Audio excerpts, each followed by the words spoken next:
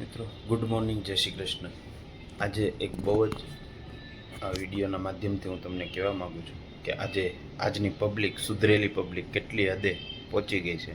જો આ વિડીયોમાં હું તમને બતાવું છું આગળ કે ભાઈ એક માં જે પોતાના ખોળામાં બાળક સુરક્ષિત હોય એની જગ્યાએ આજે ઈજમાં એના બાળકને કચરામાં અને બીજું બાળક ટ્રેનના બાથરૂમમાં, હકીકતે આપણે એક સુધરેલા સમાજમાં લઈ આવીએ છીએ।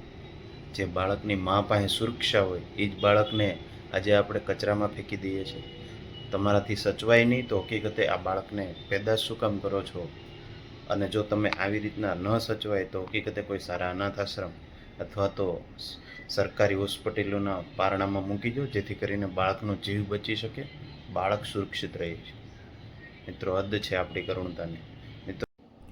જો આ એક માં પોતાના બાળકને આ કચરામાં ફેંકીને વહી ગઈ છે। જો આ બેન પછી આ બાળકની સંભાળ લે છે, રોવાનો અવાજ આવે એટલે સંભાળ લઈ અને ખાતાકીય એનું બધી જે વ્યવસ્થા કરી અને બોલાવે છે। જો આ નવજાત શિશુનો શું વાંક છે મિત્રો?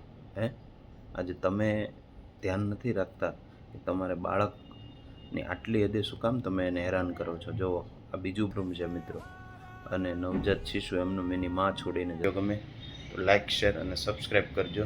અને આ વિડીયો એટલો શેર કરો જેથી કરીને હરમાં જોવે કે હકીકતે આ બાળકની પરિસ્થિતિઓ શું થાય છે મૂકીને આવે એટલે।